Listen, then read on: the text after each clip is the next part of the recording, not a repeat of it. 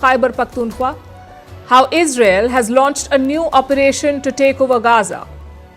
What's the update on the Russia-Ukraine talks and how alcohol consumption reduces because of high screen time? What is this theory? We'll discuss this. All this and more coming up. The headlines first.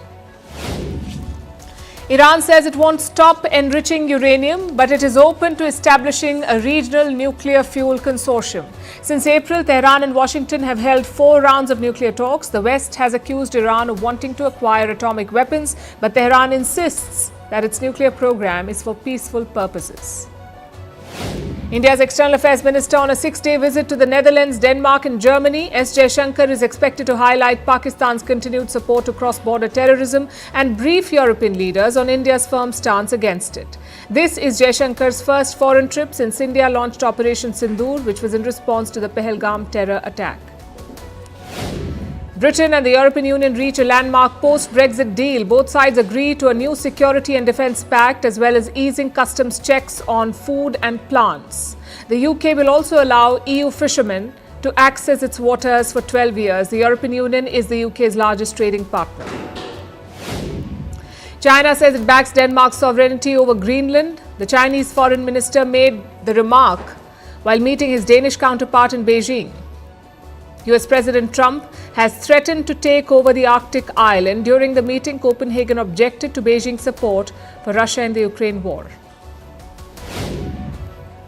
Tanzania's opposition leader Tundu Lissu appears in court and vows to keep fighting. He is facing a treason charge that carries a potential death penalty. His party has been disqualified from the presidential polls after demanding electoral reform. And Joe Biden thanks people for their support following his cancer diagnosis. On Sunday, the former US president revealed that he is battling prostate cancer. The news sparked an outpouring of wishes, which included current President Trump and Biden's vice president, Kamala Harris.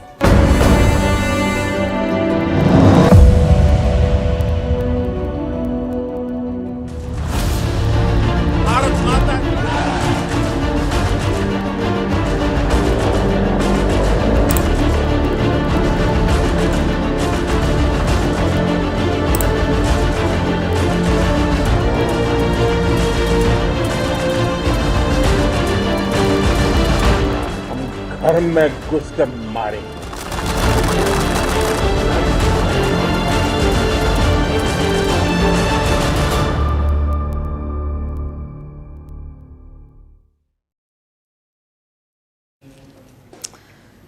The bullets may have stopped, but the fighting hasn't. That's the reality of wars today. Truth or not, the narrative battle continues. India won decisively on the battlefield. We are now looking to back that up with an outreach by making our case on the global stage. And what is Pakistan doing? Well, copying us. You want to know Pakistan's next move? Just look at India's current move, because chances are it will be the same. We will get to those copy-paste moves later, but first, let's look at some new information that has come in. We know that Pakistan targeted 15 Indian cities after Operation Sindoor. These were spread across the north and the west. Among them was Amritsar. Not the Amritsar cantonment, not any air defense system or military target, but the Golden Temple, the holiest place for Sikhs around the world. Pakistan tried to strike the Golden Temple. It was announced today by the Indian Army. Knowing that Pak army does not have any legitimate targets, we anticipated that he will target Indian military installations, civilian targets, including religious places. Of these, Golden Temple appeared to be the most prominent.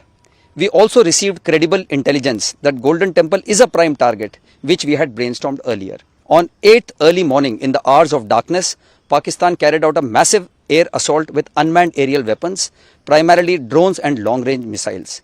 We were fully prepared since we had anticipated this, and our brave heart and alert army air defense gunners thwarted Pakistan Army's nefarious designs and shot down all drones and missiles targeted at Golden Temple, thus not allowing even a scratch to come on our holy Golden Temple. Now, you may be confused by this move. After all, this is the Golden Temple. You strike that, and you're declaring an all-out war on India. So why would Pakistan do that? Well, they would do it to divide India's society. This attempted strike did not happen in isolation, by the way. It was part of a series of moves. First, the Pahalgam terror attack, where only Hindus were hunted and killed. Then, the Pakistan military's press conference on May 10th, where they made some wild claims. Listen to this. मैं आपको एक shocking खबर देना चाहता हूं। India ने अब से थोड़ी देर पहले 6 बैलिस्टिक मिसाइल आदमपुर से फायर किए हैं। इनमें से एक बैलिस्टिक मिसाइल आदमपुर में ही हिट किया है और बाकी 5 मिसाइल्स भारतीय पंजाब में अमृतसर के इलाके में हिट किए हैं। Pakistan says India fired ballistic missiles at Amritsar, its own city. Again, the idea is quite clear. Attack Sikh sites, including the Golden Temple, shift the blame to India and then turn Indian Sikhs against the military. And guess who is peddling this Pakistani narrative? Poor man's Bond villain, Gurpatwant Singh Pannu. Let me quote his statement. This is what he said. Why are Sikhs the target? Modi's missiles kill Sikhs. Khalistan is the answer. I guess the mask has fallen. These Khalistanis do not care about Sikhs. All they care about is hurting India. And for that, they have openly sided with Pakistan. Thankfully, our military was on alert. They shot down almost all projectiles fired from the other side, including the missile aimed at the Golden Temple. But the danger is not over yet because Pakistan is unlikely to give up. Missiles or not, they will try to divide India. Which brings us to our moves. What are we doing? India is planning an outreach blitz. It has created 7 multi-party delegations. Some are led by the ruling BJP's lawmakers, others are led by the opposition. Put together, these 7 delegations have 59 members of parliament. And their mission is quite clear, to take India's message to the world. Each delegation will travel to designated countries. Some will go to the US and Latin America, some to the Gulf Arab states, some to Southeast and East Asia, and some to Northern Africa. In total, 32 countries will be covered. The idea is to inform these countries about Pakistani terrorism, perhaps brief them on Operation Sindoor. Because, like I said, narratives matter. These MPs are being briefed by the Indian government. Afterwards, they will head out into the world, and most likely, this will happen after May 23rd.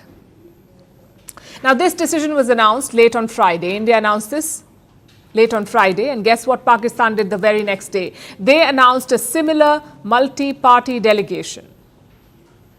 It will be led by Bilawal Bhutto Zardari, leader of Pakistan People's Party and former foreign minister of the country. I'm sure he understands the gravity of the assessment. It's absolutely important for us to engage. If not, at least the center of gravity. But jokes aside, this is pathetic. Pakistan has no strategy or playbook. They're simply copy-pasting India's moves. First, Prime Minister Modi travelled to the Adampur air base. The next day, Shehbaz Sharif visited Pasroor cantonment. Modi had lethal Indian weapons in the backdrop. Sharif had banners. Days later, India announced this global outreach program, and sure enough, Pakistan followed suit. But I'm afraid copying won't help them. India's moves are a reflection of its polity and society. We are a thriving democracy. Hence, we are sending a multi-party delegation. With what authority is Pakistan doing this? Their most popular leader is in jail right now. If Shehbaz Sharif is serious, let him add Imran Khan to this delegation. But something tells me he won't. So my point is quite simple. India has the moral high ground here. We also have years of evidence against Pakistani terrorism. Now it's time to actively spread the message far and wide to turn this military victory into a narrative victory too.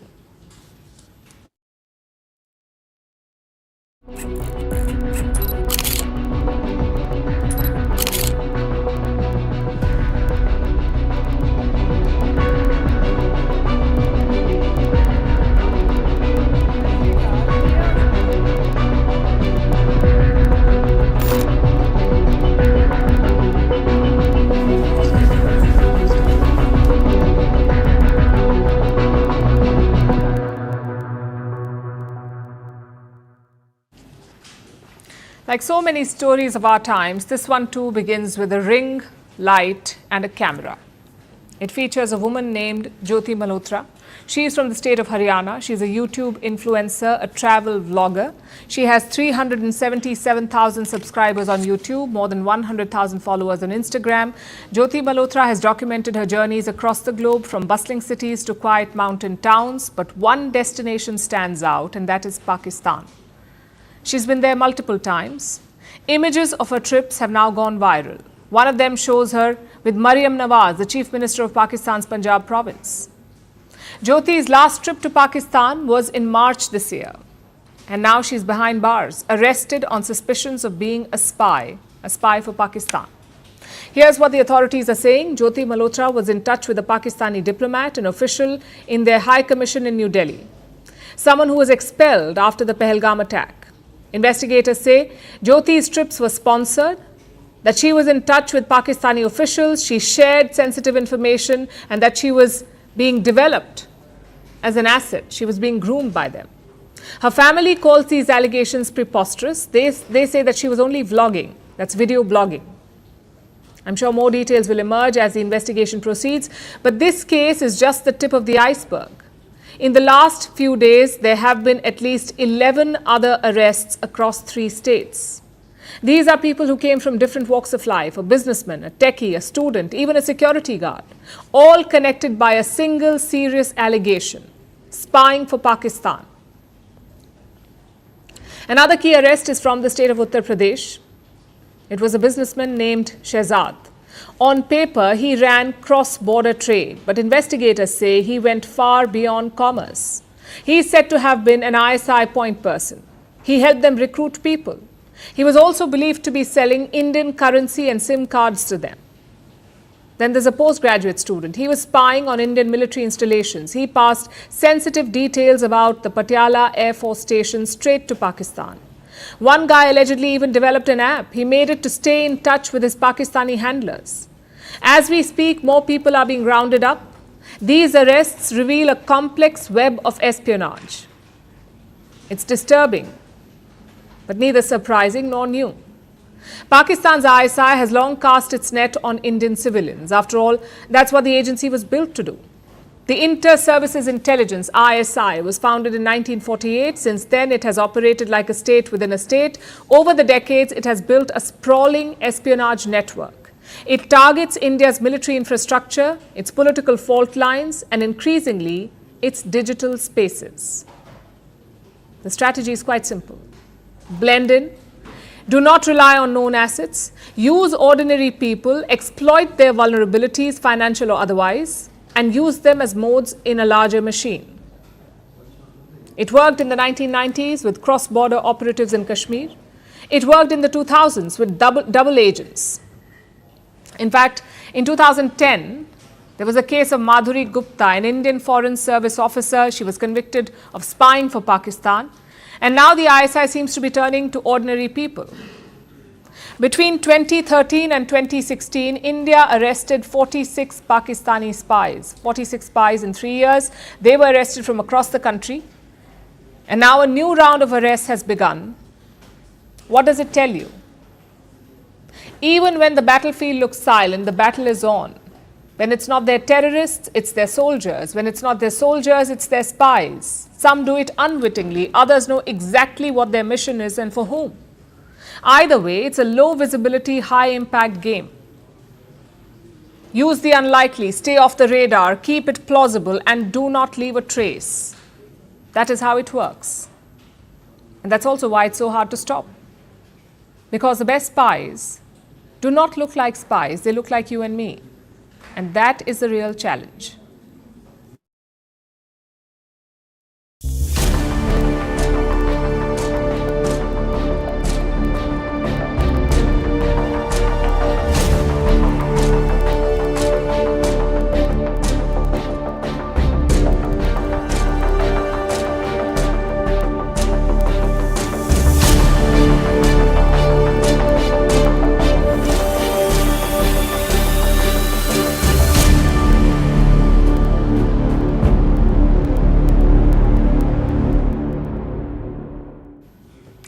Pakistan's mask is slipping.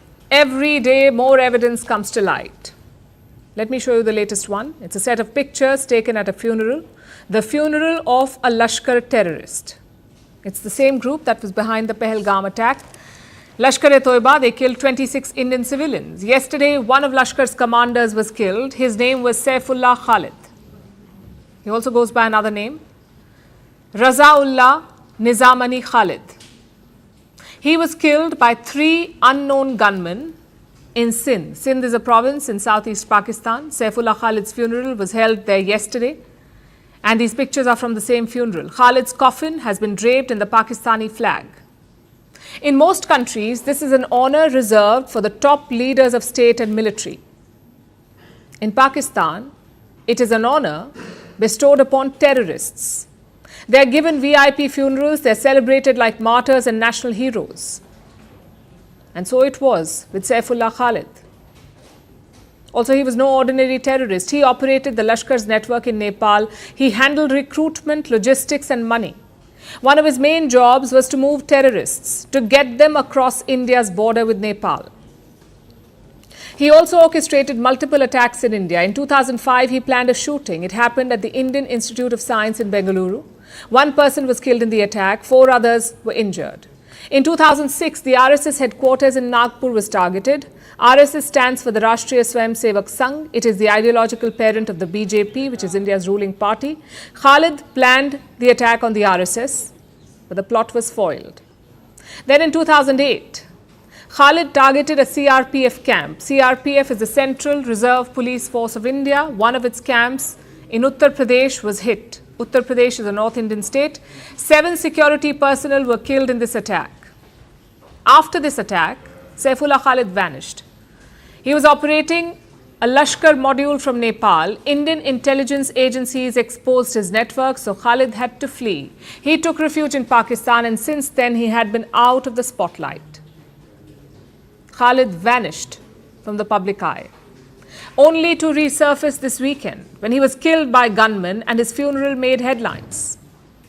As you can see in the pictures, there was a massive turnout. Reports say top leaders of the Lashkar-e-Toiba were present. One of the names doing the rounds is Faisal Nadeem. He is a Lashkar commander in Sindh, the Sindh province. Apparently, he attended the funeral. So we ask, what more proof does the world need? A designated terrorist honored on Pakistani soil with a national flag on his coffin in the presence of known terrorists. And this is not a one-off case. Last week, India told the world about another funeral. And you may have seen this picture. Indian diplomats have been highlighting this. That's Abdul Rauf, a senior leader of the Lashkar-e-Toiba. He led a funeral for terrorists killed by India in Operation Sindoor. On day 1 of our precision strikes on Pakistani terror camps. Abdul Rauf led the funeral prayers in Muridke, a city near Lahore. Muridke hosts the headquarters of the Lashkar-e-Toiba. And who stood by Rauf's side? You see Pakistani military officers dressed in uniform. Again, the coffins were draped in the Pakistani flag. As India pointed out, these terrorists were given state honors in Pakistan. If only civilians, if any civilians were killed in these attacks, I wonder what message this picture actually sends to all of you. As far as we are concerned, the individuals eliminated at these facilities were terrorists. Giving terrorist state funerals may be a practice in Pakistan. Doesn't seem to make much sense to us. Rauf is a close aide of Hafiz Saeed, the chief of Lashkar-e-Toiba and the mastermind of the 26/11 Mumbai attacks. Hafiz Saeed is a UN-sanctioned terrorist. Rauf too was sanctioned by the United States in 2010. He raises funds for terrorist activities. His terror links are well documented, but Pakistan denies all of it. Their military calls Rauf a common family man. They even presented so-called proof to defend him. And it happened during a press conference. Pakistani officials shared personal details about this man, like his national identity number, his date of birth, his address in Lahore. They shared all of this in a press conference, but in doing so, Pakistan scored another self-goal because every detail they shared matched the US sanctions record. Pakistan ended up confirming the very thing that they were trying to deny. They exposed their own lies. Abdul Rauf is a terrorist. Pakistan was caught protecting him. Which brings me to yet another question. What is the Financial Action Task Force waiting for? This is the FATF, the Financial Action Task Force. It is a global terror financing watchdog. What more evidence do they need? Terrorists are not just hiding in Pakistan, they are being celebrated openly. They are being given state funerals. They are being defended by military officers. And when they are confronted, Islamabad spews all lies.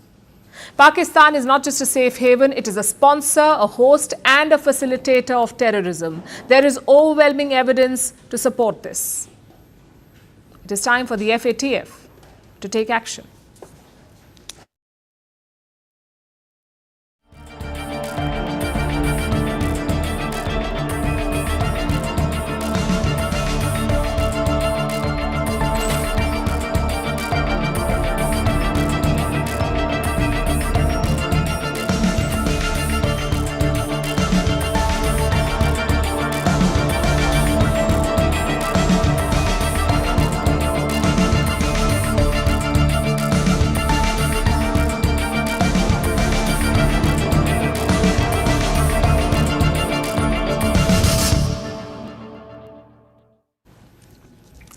Whose side is Donald Trump on?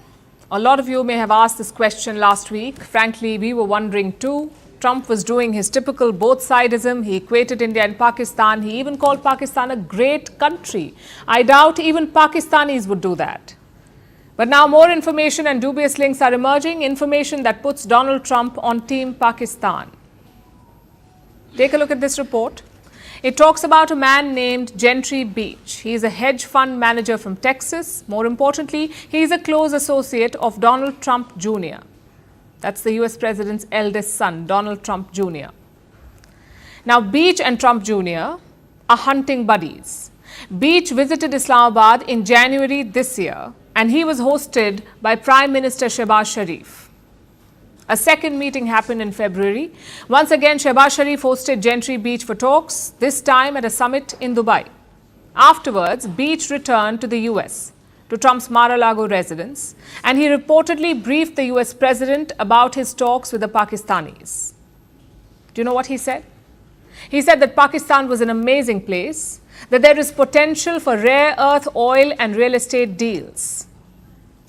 Murky, isn't it? But the story does not end here. In late January, Beach also traveled to Dhaka, Bangladesh. He met interim ruler Mohammed Yunus. Again, the same script. Promises of massive investments and real estate deals. Then in April, Beach traveled to Turkey. He signed a joint deal for oil exploration.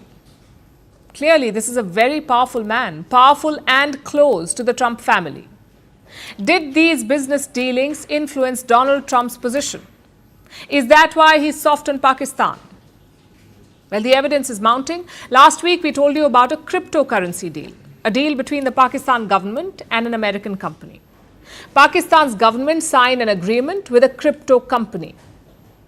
Guess who owns that company? US President Donald Trump's family. 60% of the firm is owned by Trump's family. And for the record, this deal was signed after the Pahalgam attack, so clearly the Trumps knew what was happening. And yet, they went ahead with the deal. And the ties do not end here. On Friday, Trump appointed new members to a religious advisory board. The US President appointed new members to a religious advisory board. Out of them, two names stand out. The first is Ismail Royer. In the 2000s, this man traveled to Pakistan and trained with the Lashkar-e-Toiba, the terror group. In 2003, he was charged with aiding the Lashkar-e-Toiba. And the worst part, Royer pleaded guilty. He was given a 20-year prison sentence. But after 13 years of serving jail time, he was released. He was released in the year 2017. And now he's on Donald Trump's religious advisory team.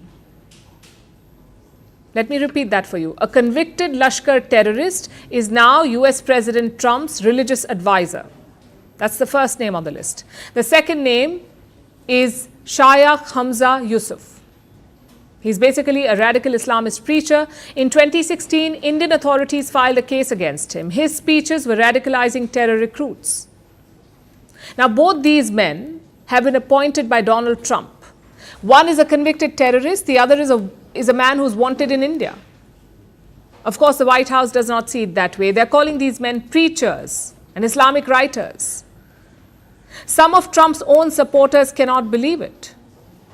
Like right-wing commentator Laura Loomer, she says the White House has elevated a Muslim Brotherhood jihadist. It's hard to argue with that.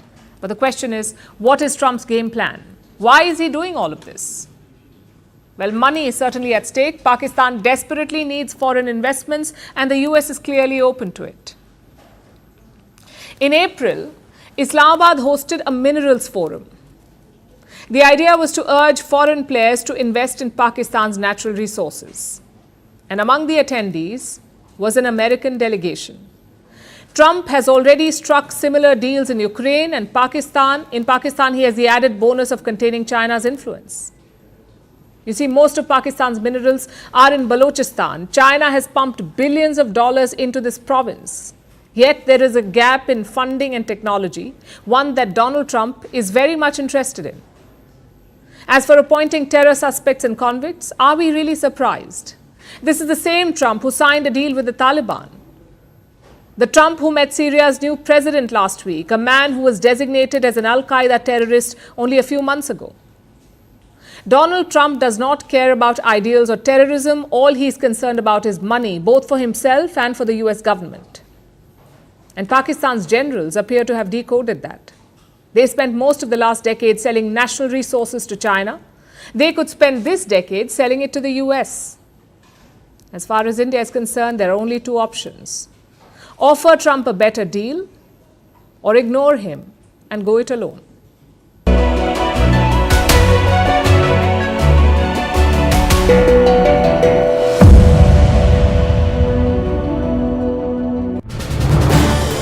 This is News 18 Network.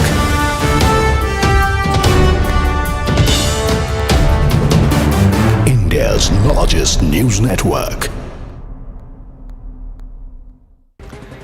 They will try devious means, devious methods, but salute to our forces, our brave hearts, and of course the political establishment of the day that has worked towards designing a defense system that secures Bharat and its people. They decimated, destroyed with their guns, with their artillery shelling in Poonch Gurdwara, which also resulted in the lives of 4 Granthis being taken, and there were certain very young boys, Sikh boys, who have been maimed, who have been very severely injured in Poonch. But look what they tried with Amritsar and with Darbar Sahib, deliberately trying to bomb it, to try and drop a loitering munition, drone-backed explosives, or even a missile projectile at Harmandir Sahib. And there is a very, very devious narrative to it. But I hope the world is watching. Hope those who believe Pakistan have any empathy for Sikh or Sikhi are also watching this very, very carefully. Ramnik Maan with us. Colonel Ajay K. Raina, defense expert, will be joining us. He is also with us. And we also will be joined by Ambassador Deepak Vora, who should be joining us in any moment now. Namaste and Jai Hind, gentlemen. Thank you. Ramnik Maan. Namaste, Jai Hind. Sat Sri Akal ji. Sir, I just want to ask you, Ramnik Maan, on that night, on the intervening night of 7th and 8th, there were many who were saying that something is afoot because there were certain K handles, Khalistani handles, those who are also Pak proxies and puppets, who are asking the Sikh community to be aware. I hope you saw all of that, Ramnik Maan. What do you think was the intent behind the Pakistanis trying to target Harmandir Sahib? Well, very clearly that we have a very strong social fabric, and there is a very strong bonhomie between Hindus and Sikhs, and there is no difference per se.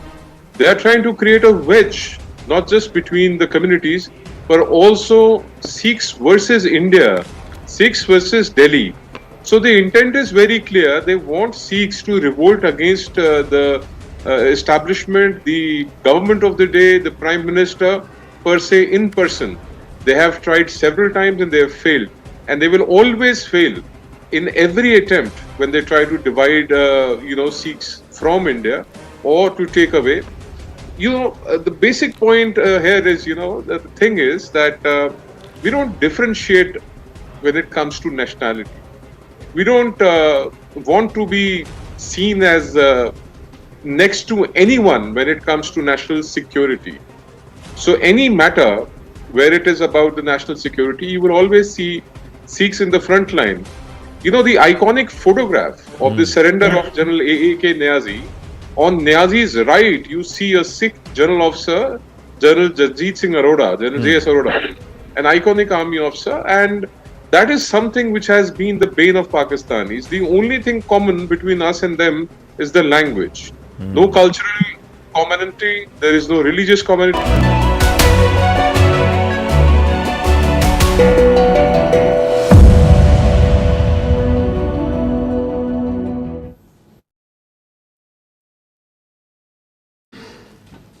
Speaking of American support to Pakistan, it is most evident at the IMF, the International Monetary Fund. A lot of people call the IMF a lender of last resort. But in Pakistan's case, it is the only resort.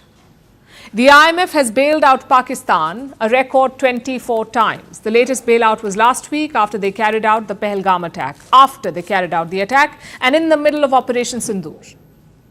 As you would expect, Indians are not happy about this. And it's understandable why. Pakistan is a sponsor of terrorism. The IMF is a sponsor of Pakistan. So what does that make the IMF? Also a sponsor of terrorism. Some officials at the fund appear to finally understand this. On the 7th of May, they prepared a report for the IMF board. Let me quote parts of it. This is what the IMF's report said. Reputational risks could come from any perceived lack of even-handedness or if there was a perceived misuse of fund disbursements. So the IMF staff warned of it. They feared a perceived misuse of bailout funds by Pakistan. Yet the political leadership at IMF did not care. They decided to approve the latest bailout for Islamabad. But could the IMF be having second thoughts now? They cannot reject the loan now. Instead, they are tightening the conditions for the loan. A total of 11 conditions have been listed. For example, reforming taxes on agriculture, phasing out subsidies for industries, hiking electricity and gas rates. Such measures are called the bitter pill. They will hurt ordinary people and consumers, but they will bring more money into the Pakistani treasury. You have to feel for the people of Pakistan. Living in Pakistan is already a bitter pill. On top of that, the IMF is prescribing more treatment. The question is, why these tighter conditions? Is the IMF feeling remorse? Or are they just fed up with Pakistan? Ideally, it should be both. No responsible country or agency should be standing with Pakistan, especially not a funding agency like the IMF. India's defense minister made that clear last week. International monetary fund से आने वाले $1 billion के बड़े हिस्से को terror infrastructure को fund करने में इस्तेमाल होगा, ऐसा मेरा मानना है। क्या यह इंटरनेशनल मॉनेटरी फंड IMF द्वारा, जो कि एक इंटरनेशनल ऑर्गेनाइजेशन है, उसके द्वारा इनडायरेक्ट फंडिंग इसे नहीं माना जाएगा? मैं दुनिया के लोगों के सामने यह सवाल रखना चाहता हूं। Unfortunately, this is nothing new. The IMF has been a tool of Western domination. In fact, both the IMF and the World Bank. And here's the biggest proof of it. The IMF is always headed by a European citizen. The World Bank is always headed by an American citizen. Yet these are supposed to be global groups. But if you look at their policies, one thing is quite clear. They don't benefit the world. They benefit the West. I've got some examples for you. In 2023, the IMF approved a bailout for Ukraine. They gave around $15 billion in the middle of a war to Ukraine. It was unprecedented. The IMF had to amend its laws to approve this loan. Another example is Argentina. They're called a serial offender by economists, Argentina. The IMF has bailed out Argentina 23 times. This country is also the IMF's largest debtor. Yet, the International Monetary Fund approved another bailout this year. It's worth around $20 billion. And fun fact, it was approved after a pro-US, anti-China president took over the country. A third example is Egypt. The regime has been accused of gross rights violations, yet it got a bailout in 2016 and then again in 2024. Do you know why? Because the West likes the Egyptian regime. They feel it's a bulwark against Islamic radicalism. And finally, you have Greece. The International Monetary Fund gave them a $145 billion loan in 2010, $145 billion. Again, the fund had to modify its rules for this bailout. Greece did not meet the criteria for this kind of loans. But the IMF went ahead anyway. Do you know why? Because Western banks had major exposure. If Greece collapsed, those banks would also feel the heat. And this trend is visible in other places too, like Argentina's previous bailouts in 2001 and 2018. American banks had a lot of the country's debt, so on cue, the bailout came. The truth is, the IMF works, like I said, for Western interests, for American interests. They want to prop up the regimes in Egypt and Ukraine, hence these countries get the bailouts. They want to protect American banks in Argentina and Greece, hence they got bailouts. And it's the same with Pakistan. Washington wants to prop up the regime in Islamabad. That is the only reason they keep getting loans. It's the classic definition of a broken system. Only a handful of countries like India have truly benefited from IMF bailouts. But they did so despite the system, not because of it.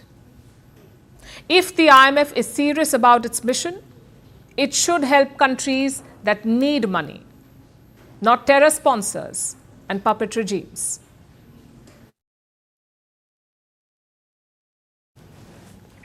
Now let's talk about Bangladesh. It is feeling the heat from New Delhi. India has imposed new trade restrictions on Dhaka.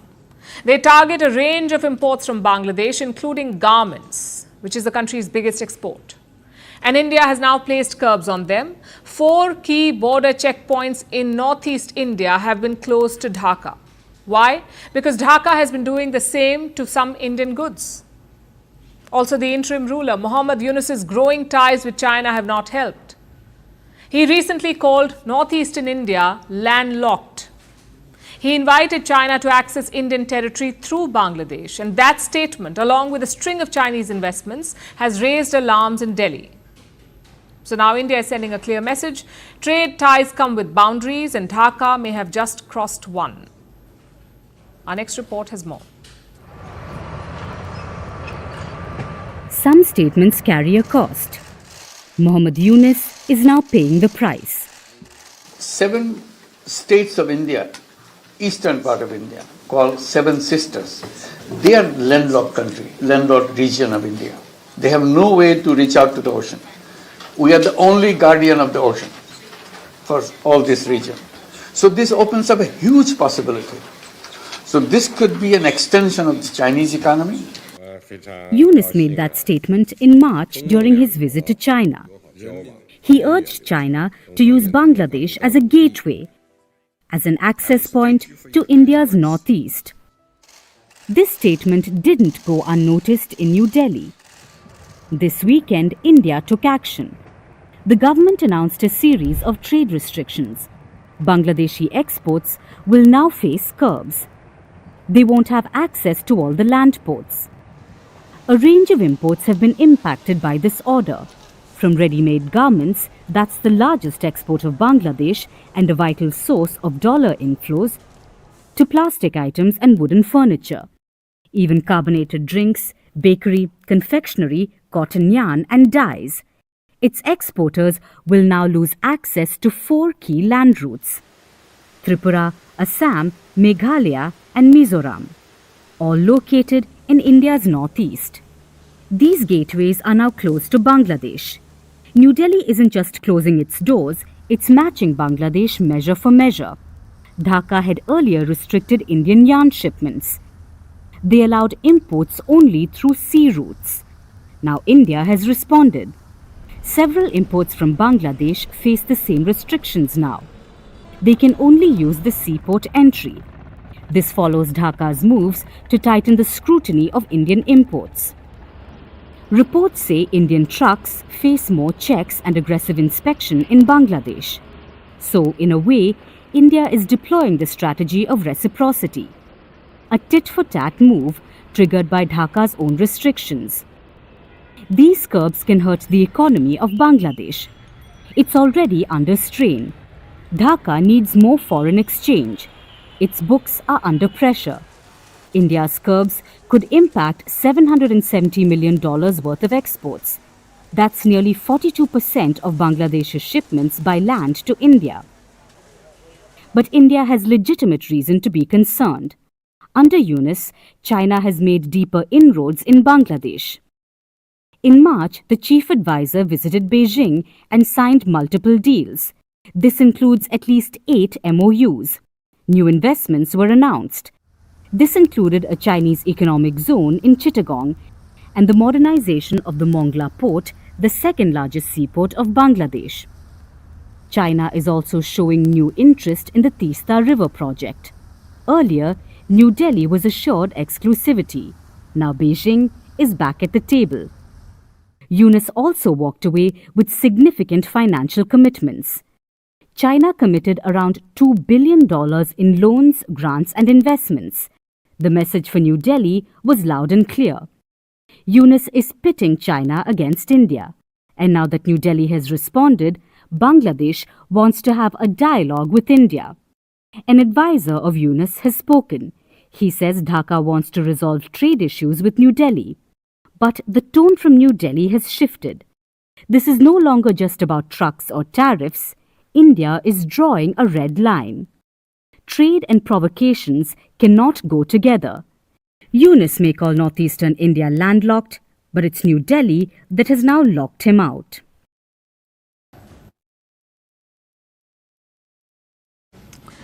Let's turn to the conflict in Gaza. It is escalating. Israel has launched a new ground offensive. It is called Gideon's Chariots. The offensive began on Sunday. Israel has struck both northern and southern parts of the Gaza Strip. The airstrikes have killed at least 140 people. The operation has continued today with at least 50 people dead. This comes even as Israel and Hamas are having indirect ceasefire talks in Qatar. Meanwhile, international pressure is mounting on Israel, even from its key backer, US President Donald Trump. Our next report brings you more. Israel has launched an extensive ground operation in Gaza. And it's called Gideon's Chariots in reference to a biblical warrior. The IDF has opened the military operation Gideon's Chariots according to the state cabinet's order. We are moving to the next phase of the war. During the operation, we will intensify the military control in the Gaza Strip. The ground offensive began on Sunday along with an intense air campaign. In the south, strikes hit the city of Khan Yunis. In the north, the airstrikes hit several sites, including the Jabalia refugee camp and the town of Beit Lahia, where an Indonesian hospital was rendered out of service. This is the last remaining functioning medical facility in northern Gaza. Overnight and through Sunday, the airstrikes killed at least 140 people, including children. The operation has continued today with an additional toll of at least 50 deaths. The killing was not limited to children and the elderly, but rather the matter increased to killing inside hospitals. But Israel Defense Forces say they struck more than 160 terror targets. In fact, in the run-up to the operation, Israel ramped up intense airstrikes last week. In a strike on the grounds of a hospital in Khan Yunis, reports say the IDF killed Hamas leader Mohammed Sinwar. He became the de facto commander of Hamas after his brother Yahya was killed in October 2024. So what's behind this large-scale offensive? First, advancing Israel's plan to move farther into the enclave. And secondly, to mount pressure on Hamas to release hostages. This is part of defeating Hamas, and parallel with the tremendous military pressure, our massive entry, to essentially take over all of Gaza and strip Hamas of all ability to plunder humanitarian aid. This is the war and victory plan. Just as it began the operation, the Israeli government said that it would allow food into Gaza, rather, quote-unquote, a basic quantity of food. This announcement came almost 11 weeks after Israel halted the entry of all food, medicine, fuel and humanitarian aid into the Strip. But international pressure has been mounting for Netanyahu to lift the blockade. In Gaza, the situation of Palestinians is beyond description, beyond atrocious and beyond inhumane. A policy of siege and starvation makes a mockery of international law. The blockade against humanitarian aid must end immediately. There's also pressure from a key backer, US President Donald Trump. Last week, he was on a West Asia trip where he skipped Israel. Earlier this month, Trump said that he wanted to end the brutal war in Gaza. He also bypassed Israel while negotiating with Hamas for the release of an Israeli-American hostage. Trump has denied that Israel had been sidelined, but he acknowledges the need to avert a looming famine in Gaza. We're going to see what happens. I think a lot of good things are going to happen over the next month, and we're going to see. We have to help also out the Palestinians. You know, a lot of people are starving on Gaza, so we have to look at both sides. Netanyahu says this reversal in policy is to avoid a starvation crisis which would jeopardize Israel's new military offensive. This comes even as Israel and Hamas are contemplating a ceasefire. Indirect talks are underway in Qatar's capital Doha, where the focus is on securing a 2-month truce with Hamas freeing about half the living hostages. In return, Israel would release hundreds of Palestinians from its jail and end the total blockade on Gaza. Netanyahu seems to be using the carrot and stick approach when it comes to Gaza. But the question is, will it yield any result and bring some relief in this 19-month conflict?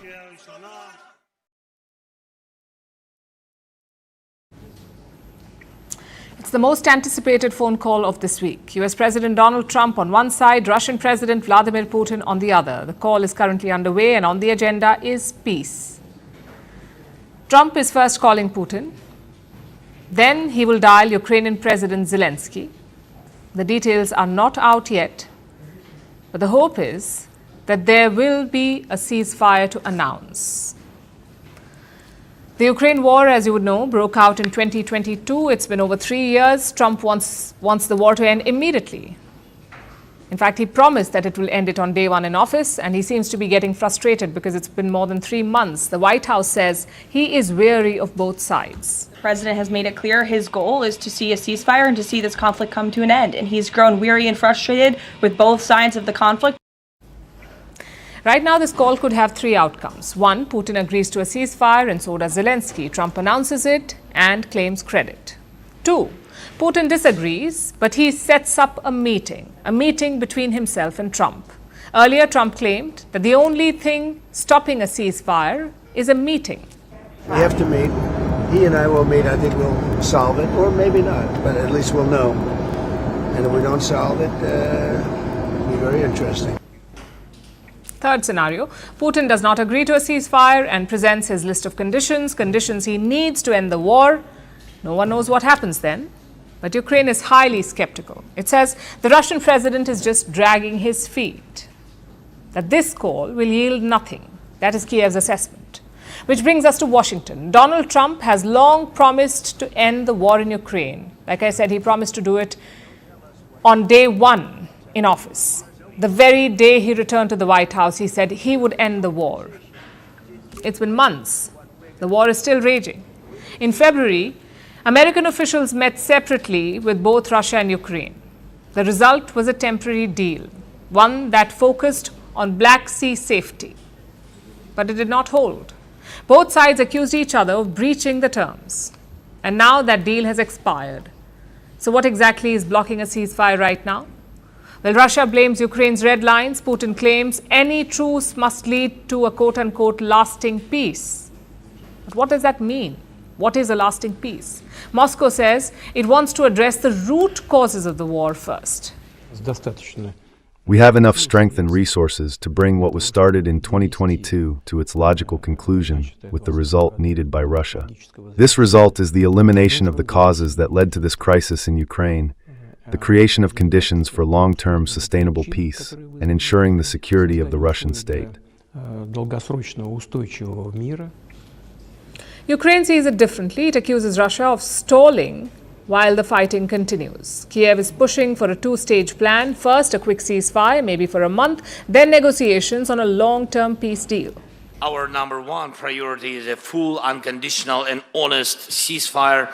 This must happen immediately to stop the killing and create a solid basis for diplomacy. Meanwhile, efforts to end the war are gathering momentum. Last week, Turkey stepped in to host direct talks between Russia and Ukraine. The talks were initiated by Putin himself. They were originally scheduled for last Thursday. Zelensky agreed to attend, but he set one condition. Putin had to be in the room. That did not happen. The Kremlin opted to send a delegation instead, led by a former culture minister. By then, Zelensky had already landed in Ankara, but he too chose to skip the talks in person. In his place, Ukraine's defense minister took the lead. The meeting was pushed to Friday. It failed to produce a ceasefire. The only breakthrough was a deal on prisoner exchange. Meanwhile, Europe too is conducting high-level meetings. It is rallying for Putin to accept a ceasefire. I think I'm even certain that President Donald Trump, concerned about the credibility of the United States of America, will react because, in fact, the ceasefire proposal, the proposal for a high-level meeting, are American proposals. They are important. They cannot receive such a response. We will continue to work hard to ensure Ukraine's resistance and to ensure security guarantees exist the day peace is signed. But even as peace talks gain traction, the war shows no sign of slowing. On Sunday, Russia unleashed a massive drone strike on Ukraine, the largest since the war began. Ukrainian officials say Moscow launched 273 drones. Kiev also claims that Russia was preparing to test fire an intercontinental ballistic missile, a show of force meant to scare the West. But so far, there's no confirmation that the launch took place, and Moscow is yet to respond. So where does that leave us? The call has been made, the world is watching. 3 years of bloodshed, diplomacy and deadlock now rest on this one conversation. Will Putin agree to peace? Will Zelensky compromise? Or will this be just another missed opportunity in a war that refuses to end? For now, we don't have answers, just a phone call and a wait.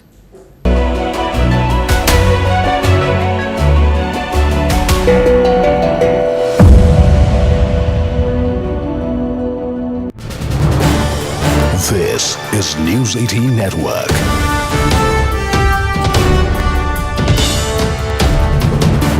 India's largest news network. They will try devious means, devious methods, but salute to our forces, our brave hearts, and of course the political establishment of the day that has worked towards designing a defense system that secures Bharat and its people.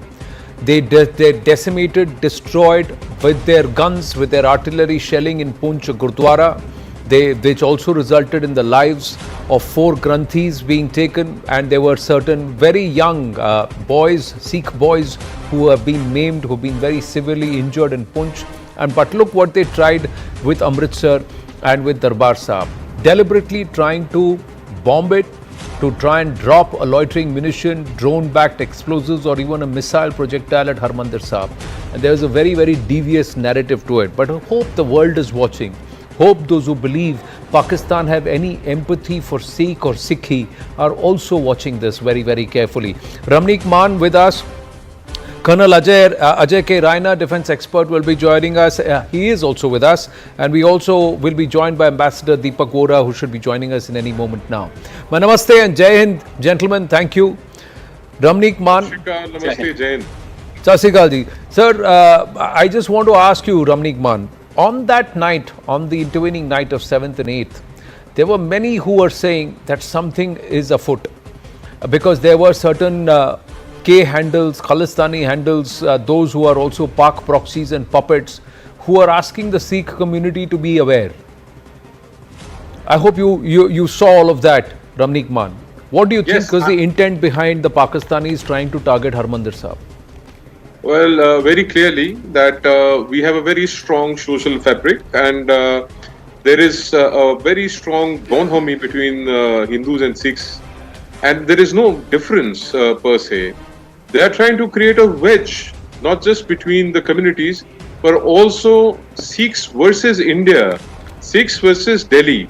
So the intent is very clear. They want Sikhs to revolt against the establishment, the government of the day, the Prime Minister, per se, in person. They have tried several times and they have failed. And they will always fail in every attempt when they try to divide, Sikhs from India or to take away. The basic point here is, the thing is that we don't differentiate when it comes to nationality. We don't want to be seen as next to anyone when it comes to national security.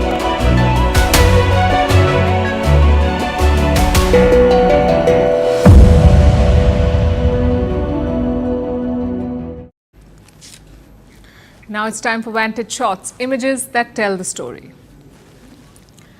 2 killed as a Mexican Navy ship crashes into New York's Brooklyn Bridge. Pope Leo urges unity for a divided church at the inaugural Mass. And humanoid robots walk alongside their teams on the red carpet in Shanghai. Finally, we're taking you back in history. On this day in 1943, US President Franklin D. Roosevelt and UK Prime Minister Winston Churchill planned a cross-channel invasion during the Second World War.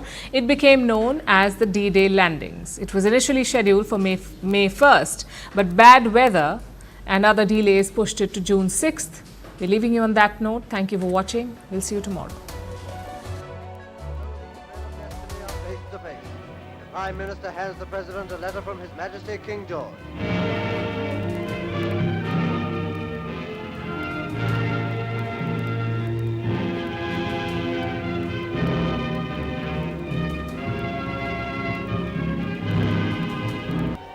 United States Destroyer McDougal.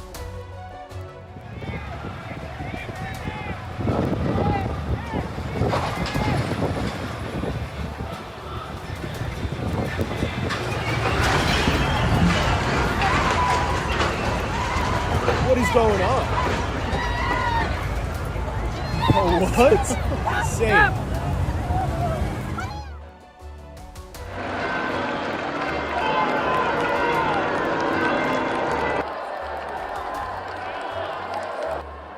Eccolo.